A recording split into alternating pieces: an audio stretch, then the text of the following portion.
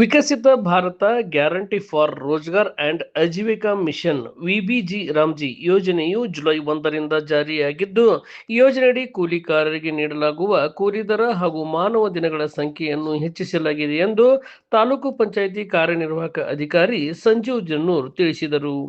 ನಗರದ ತಾಲೂಕು ಪಂಚಾಯಿತಿ ಸಭಾಂಗಣದಲ್ಲಿ ಹಮ್ಮಿಕೊಂಡಿದ್ದ ಕಾರ್ಯಾಗಾರದಲ್ಲಿ ಮಾತನಾಡಿದ ಅವರು, ಈ ಯೋಜನೆಯಡಿ ಜುಲೈ 1ರಿಂದ ಪ್ರತಿದಿನದ ಕೂಲಿ ದರವನ್ನು ರೂಪಾಯಿ 382ಕ್ಕೆ ನಿಗದಿಪಡಿಸಲಾಗಿದೆ. ಈ ಹಿಂದೆ ಪ್ರತಿ ಕುಟುಂಬ ವರ್ಷಕ್ಕೆ 100 ದಿನಗಳವರೆಗೆ ಉದ್ಯೋಗ ನೀಡಲಾಗುತ್ತಿದ್ದು, ಇದೀಗ ಅದನ್ನು 125 ದಿನಗಳಿಗೆ ಹೆಚ್ಚಿಸಲಾಗಿದೆ.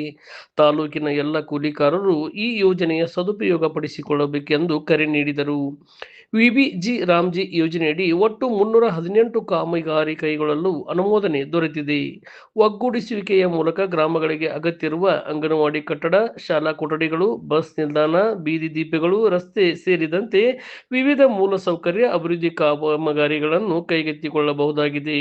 ಇದರಿಂದ ಗ್ರಾಮಗಳ ಸಮಗ್ರ ಅಭಿವೃದ್ಧಿಗೆ ಉತ್ತೇಜನ ದೊರೆಯಲಿದ್ದು, ವಿಕಸಿತ ಭಾರತದ ನಿರ್ಮಾಣಕ್ಕೂ ಸಹಕಾರಿಯಾಗಲಿದೆ ಎಂದು ಹೇಳಿದರು. ಕಾರ್ಯಾಗಾರದಲ್ಲಿ ತಾಲೂಕಿನ ಎಲ್ಲ ಗ್ರಾಮ ಪಂಚಾಯಿತಿ ಅಭಿವೃದ್ಧಿ ಅಧಿಕಾರಿಗಳು, ವಿವಿಧ ವಿಷಯ ನಿರ್ವಾಹಕರು, ತಾಲೂಕು ಪಂಚಾಯಿತಿ ಸಿಬ್ಬಂದಿ ಹಾಗೂ ವಿಬಿಜಿ ರಾಮ್ಜಿ ಯೋಜನೆಯ ಸಿಬ್ಬಂದಿ ಉಪಸ್ಥಿತರಿದ್ದರು.